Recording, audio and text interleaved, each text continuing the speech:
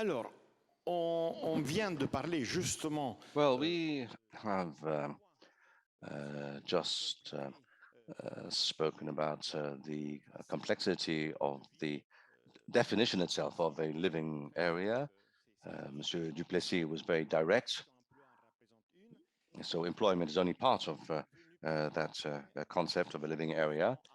But then we talked about the measures adopted by the different public actors, starting with the municipality, local municipality, up to the EU level, and everything in between. And so the first thing is to know how can we help people live a better life? Well, one does it in part through public services. But when we talk about a cross-border area, we're talking about a territory where the awareness of others on the other side of the border, that is part of that living area. So what type of public services are needed? And before starting this conversation, I would say that there is something very interesting in terms of public services. Those public services uh, come from the rules to impose equality in a national territory.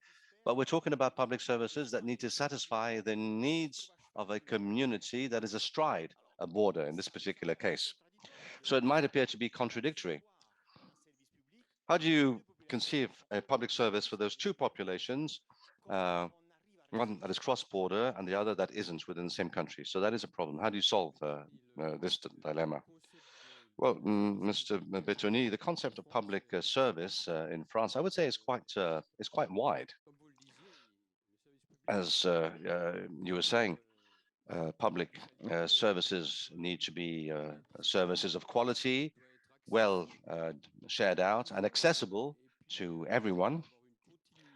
And also, they need to be continuous, i.e., public services can't just be stopped. And what is important in a cross-border setting is that, of course, this doesn't stop at the border.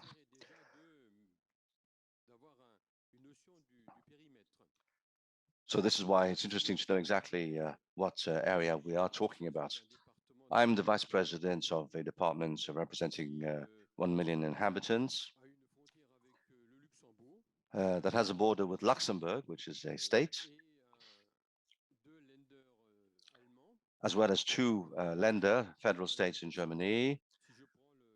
So if I take the case of Land de Saar, it also has 1 million inhabitants, like the Moselle. So does the Land de Saar federal state, does it offer continuity in their public services? In a way, yes.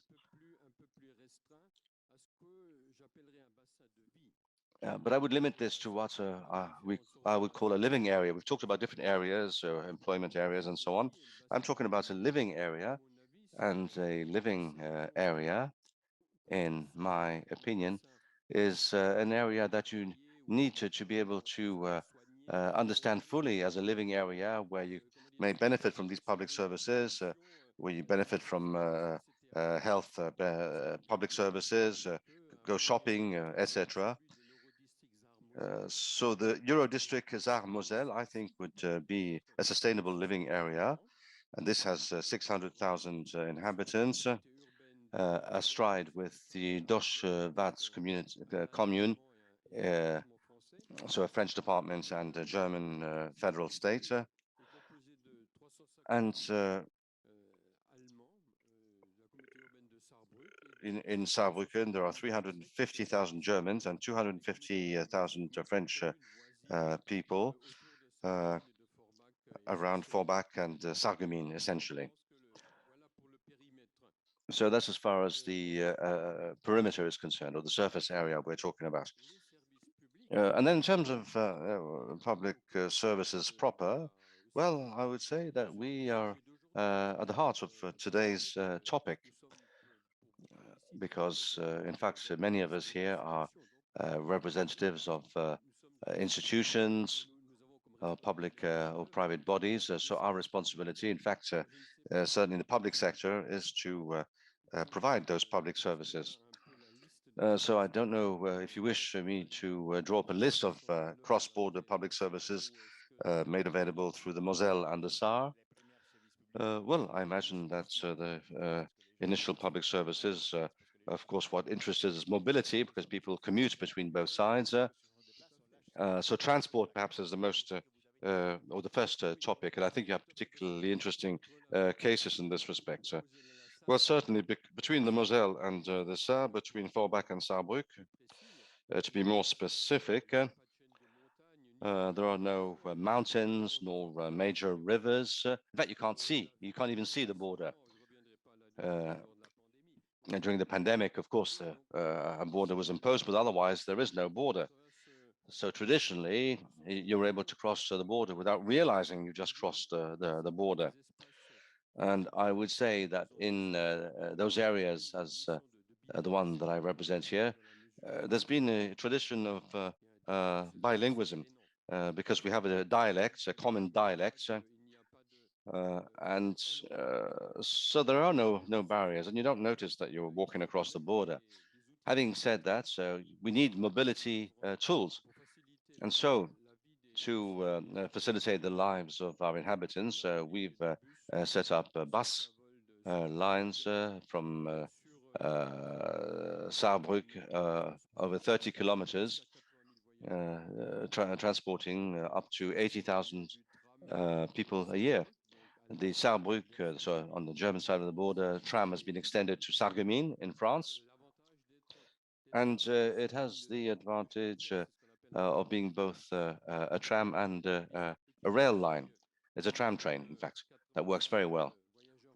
And also it transports up to 100,000 people a year. And we have even more significant transport projects or mobility projects because we wish to connect the town of Saarbrück on the east of the Moselle, in the west of Germany, with Luxembourg. Because Luxembourg attracts as many people from the Saar region as from the Moselle region. And I think that border workers towards Luxembourg, well, the numbers will increase even more in the coming years.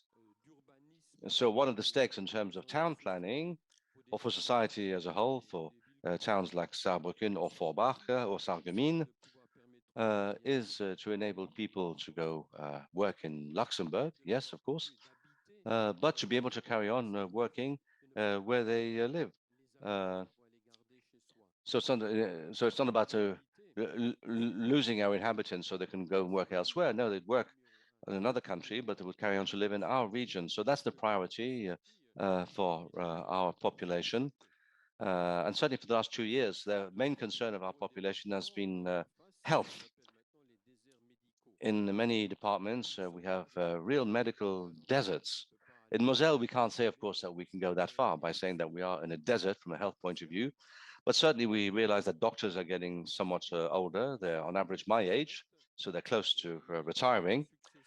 And there are no successes because in general, well, we lack a sufficient number of doctors generally in France, but certainly younger ones. It seems the profession is not sufficiently attractive. And also it's a proximity issue to the extent that the university medical center is 15 or 20 minutes away. And the fact that it is in Germany, well, for someone in the Moselle in France, if you need emergency care, then it's better to go to that hospital in Germany than to go to a hospital in France. Particularly for stroke patients, and we have things that operate very well. Thank you. Mr. Branda, you heard the Vice President speaking about the panoply of public services which affect the services, the needs of citizens, so health, mobility, and so on. So how do you handle this by focusing on one? To begin with, we spoke about mobility, but now it is more health. So what do you do in your region where you act, where your commune exists, for example?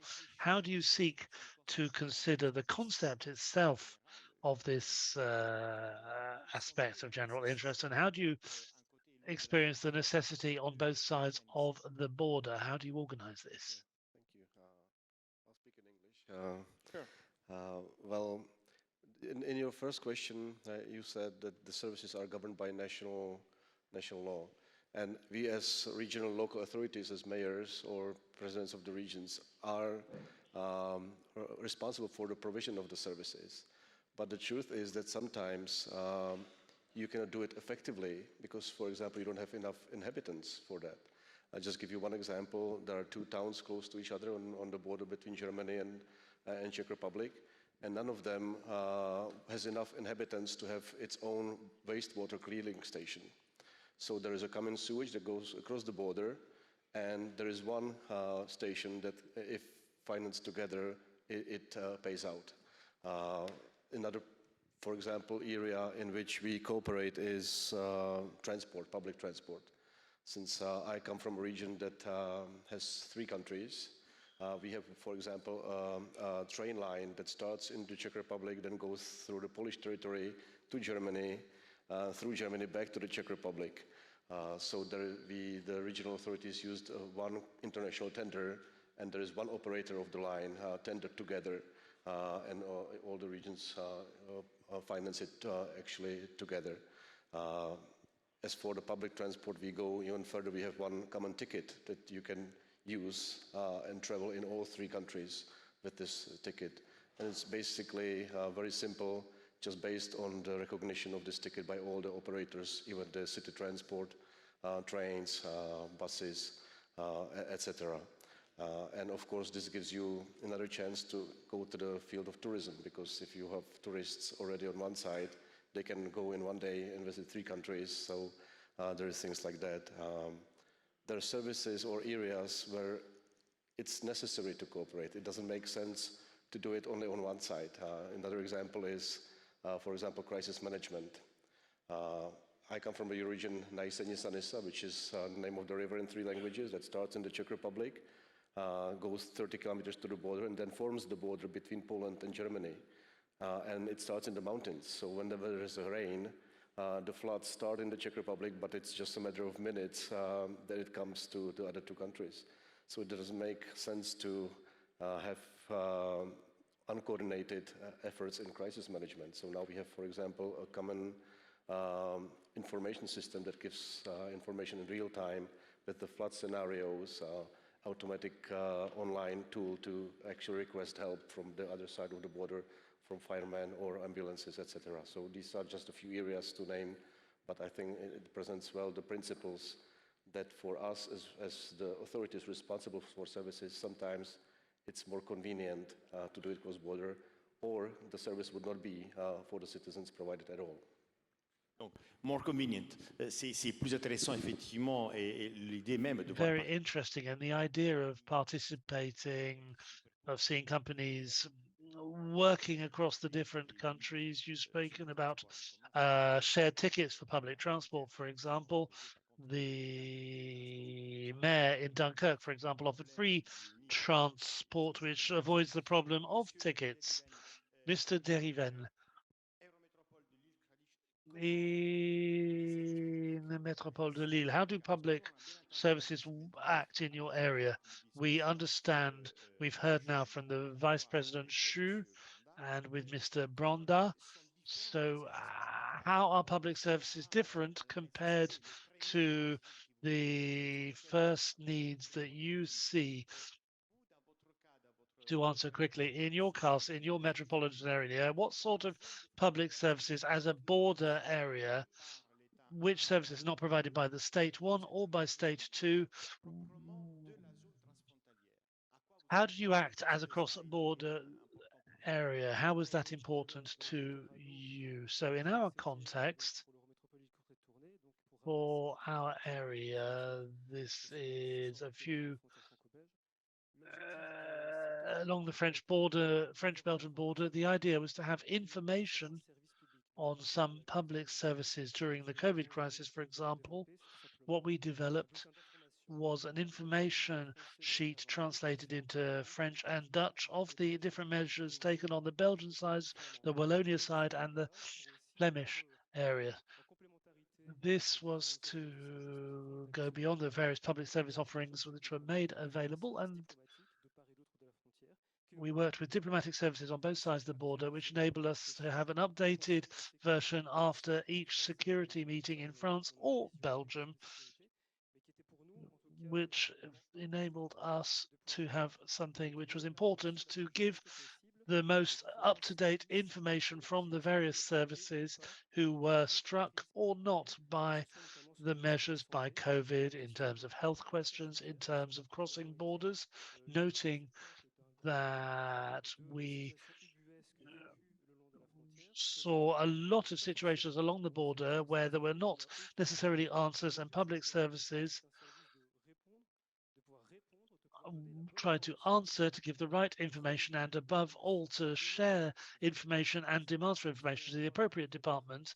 We have been speaking since earlier as experts about the fact that we do not necessarily know where to find the right information, even when we are working and cooperating across borders. So imagine a simple question a citizen might need to know. For example, I've received emails where people simply asked us if somebody had a serious problem, a serious medical problem, who could be receive care in France. For example, a Belgian who was being cared for in France was no longer allowed to cross the border during this COVID period. And that is really a challenge for public services to be able to inform, to be able to have a place where all information could be shared in French and in Dutch, because it was important to have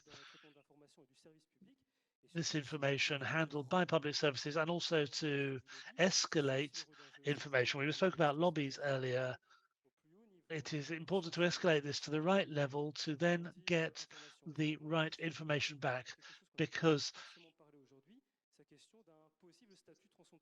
this is a question that we haven't necessarily spoken about today, but about a cross-border status, to recognize the rights for cross-border areas. So I'm not going to be anti-constitutionalist, that's not what I'm saying, but to simply have a distinguish, to be able to distinguish border areas, to say, okay, I'm living in this area. Some people will say, how far, 30 kilometers, 50 kilometers? We're not going into that sort of detail, but to consider cross-border areas as not being inter-regional relationships, but relationships between daily flows, and to enable us then to be able to have all of the attributes, to be able to scale up, to change legislative arrangements, to have a greater consideration for our cross-border residents. Today we're talking about health, but tomorrow I can talk about job seekers who in our region cannot go and receive training on the other side of the border, even though we are 10 kilometers apart. I think that the desire to create greater mobility across borders, particularly in Europe, there is still a lot of work to do. Beyond public services, but public services are there too, to identify the various problems, and then we can see the work that has been done by France Service, which it seeks to find all the information in France. There are 39 of these in the Département du Nord in France, information on pensions, fiscality, and other information. They've done a lot of work to give information to French experts on Belgian organizations and give appropriate information across borders. So de facto information about services and the services to be carried out to organize all of that. Mr. Delhuvenne, we are coming back once again to designing tools or systems, to a sort of legislative engineering to understand which particular elements need to act in a cross-border area. So, Mr. Schuh, what is the area? How do you define it? This is a question that I've always wondered. In Venice, at a given time, the ticket for a boat is more expensive. The boat is more expensive than and the ticket used to be the same for everybody, but then it became more expensive for non-residents. So any residents of the region were entitled to pay for a ticket as a Venice region, but somebody who came from another region was not entitled to do so, even if they were closer. That generated discussions, and that has an impact on public action. So understand how to delimit these. With Vice President Schuh, we have questions today which could also concern this region. I can say somebody has already said how to facilitate access for people living in Moselle to hospitals across the border. That is one question.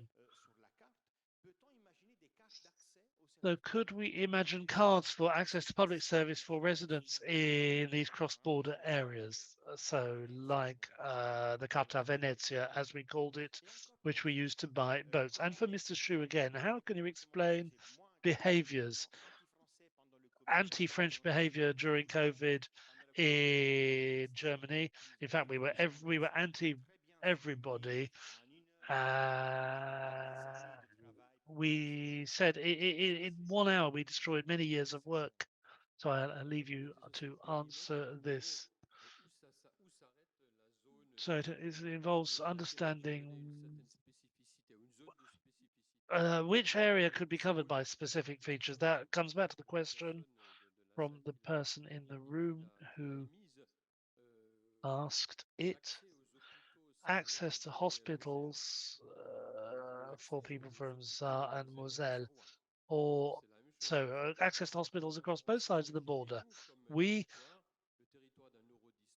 considered ourselves as a Euro district, which was already used to working together, what we call an area for living, where we had public transport organized and so on, and also a territory which enjoys hospitals and leading services. So we thought about the Euro district as an area which covers a distance of around, say, 30, 40 kilometers. And to access these services, clearly you need a card, as Mr. Bettoni said. In fact, this would be the French health card,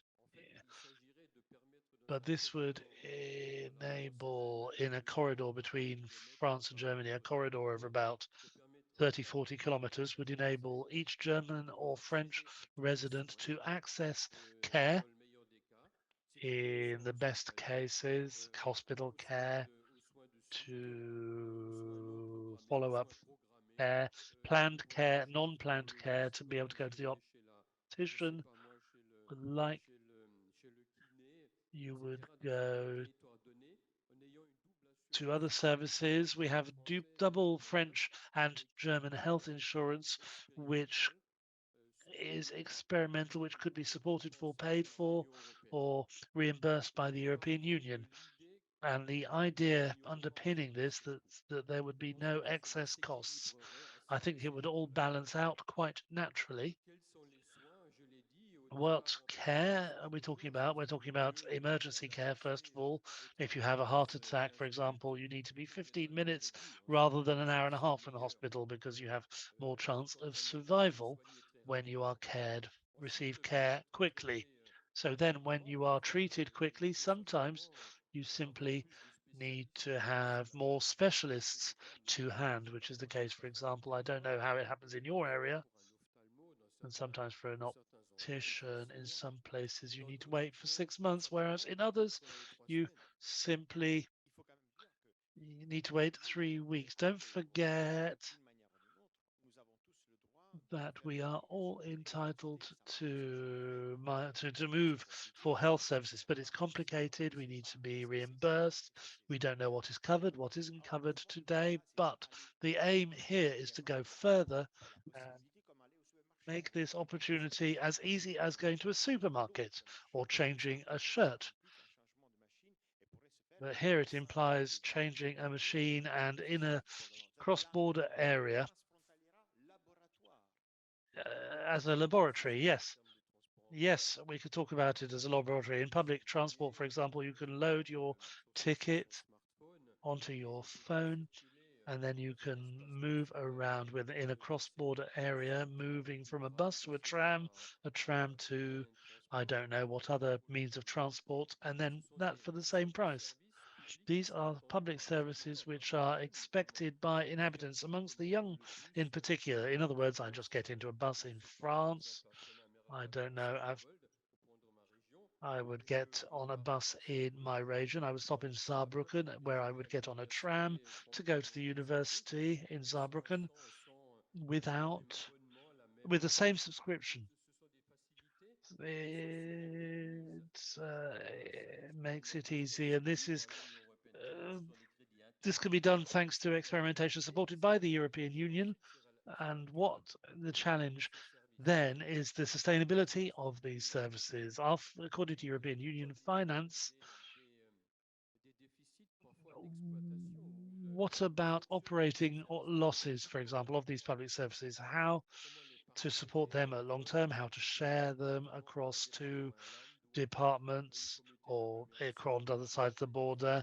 And these are questions which they are still being asked. As a final example, I would like to say, how would we do when in a country like Luxembourg, for example, decides that public transport would be free? Mr. Delhuvenne, before asking a question to Mr. Branda, we will come back to you on the next question. Yes, one additional piece of information, education. The reality in our area is that we have establishments which are 93% French inhabitants from Belgium. So when we talk about continuity of public services, this educational aspect also focuses on questions of mobility and accessibility to student housing. Currently, there are challenges we can see on the improvement of these public services where Belgian students who want to study in France have a great problem finding accommodation close to a French university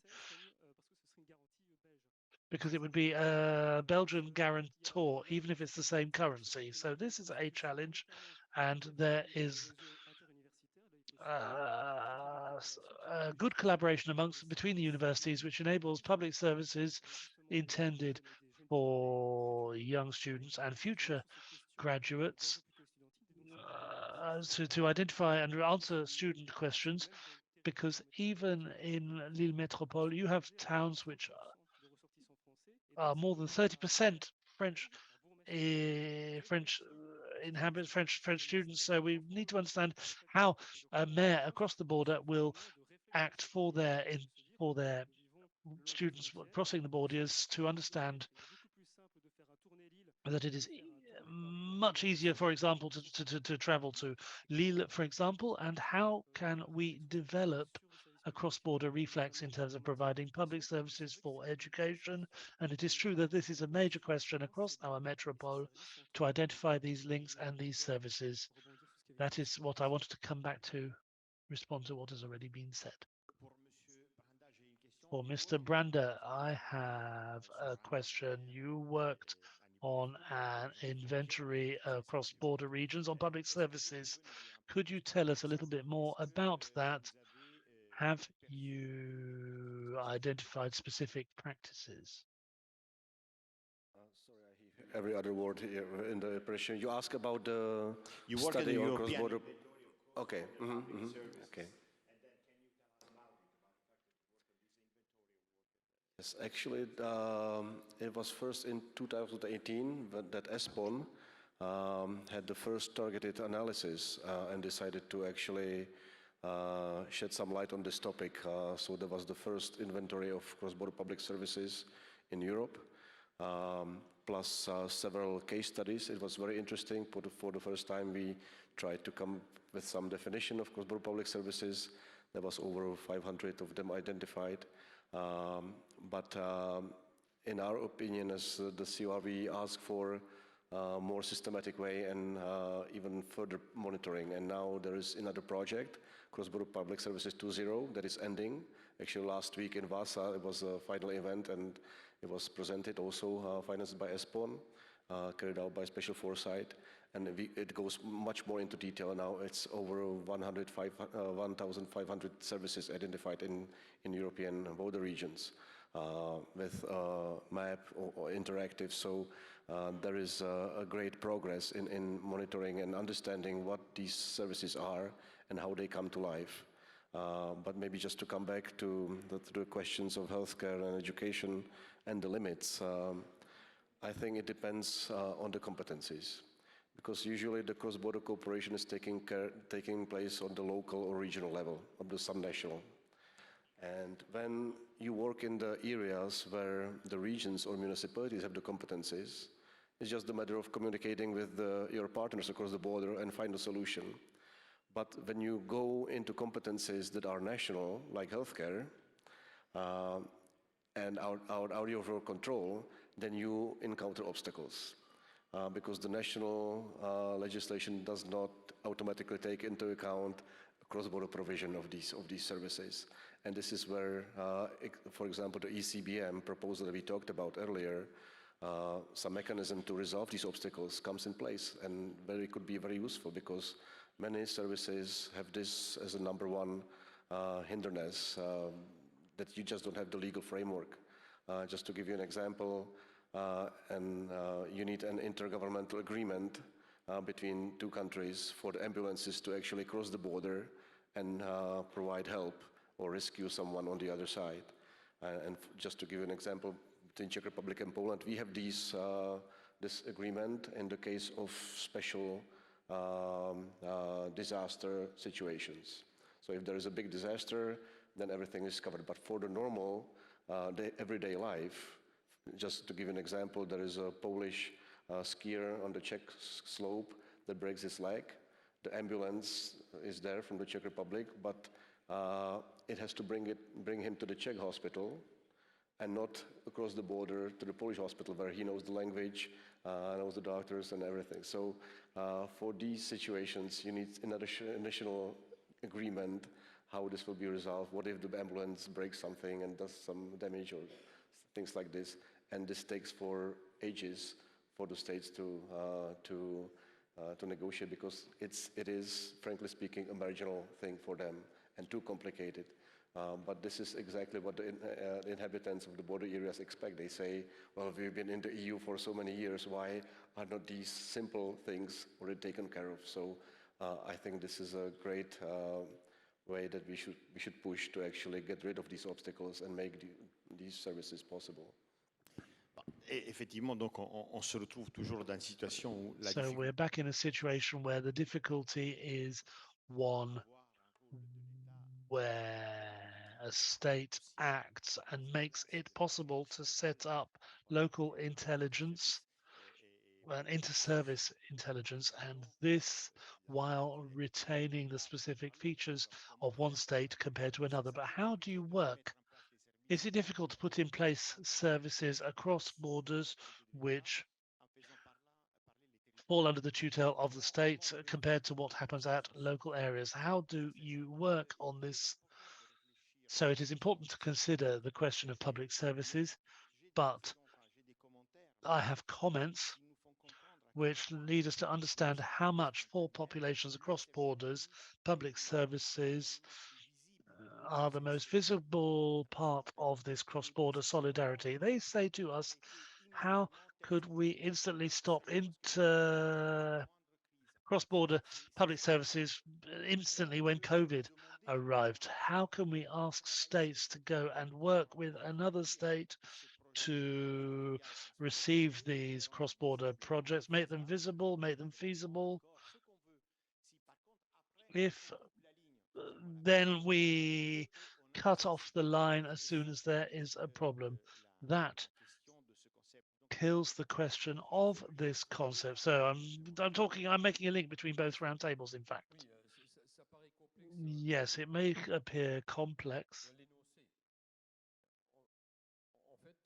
In fact, it is true that cross-border cooperation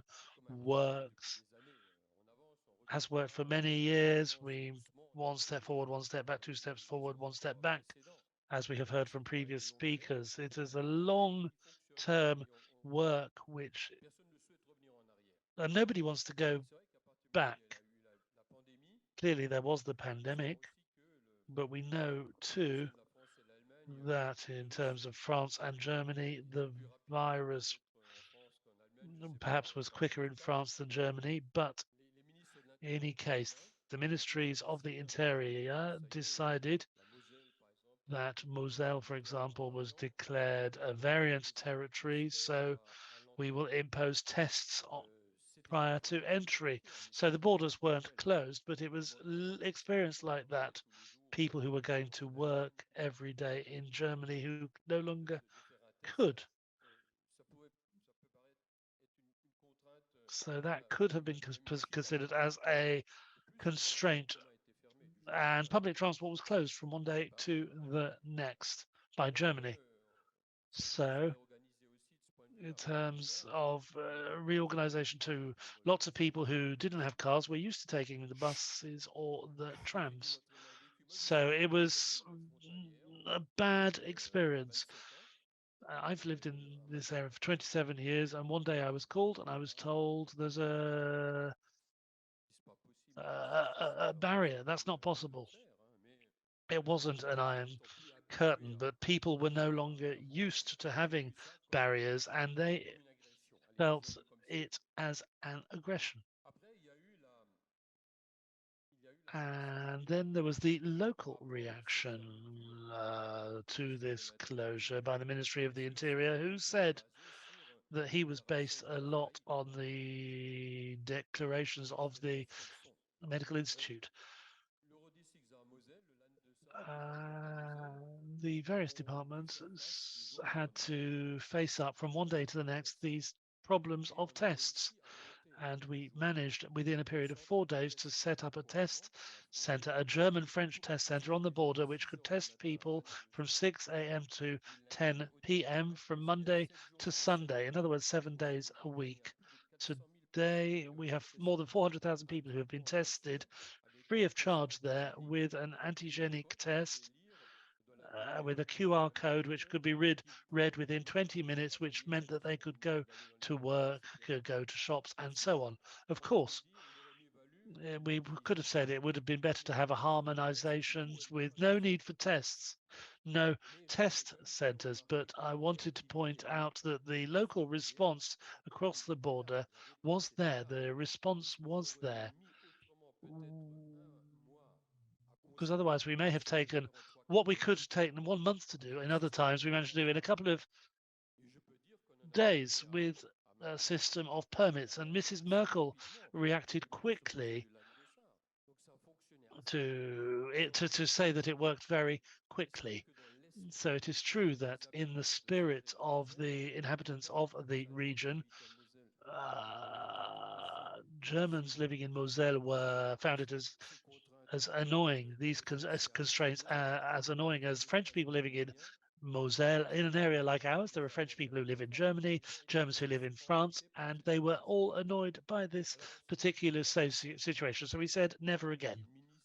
A minister came for the reopening of the borders and so on, and we all hope that this will never happen again and that we will manage to harmonize the measures in the event of a pandemic much more quickly so that we no longer need to have national measures, no more national measures which apply to regions which are areas without borders. Do we need to think again about this concept of corridors?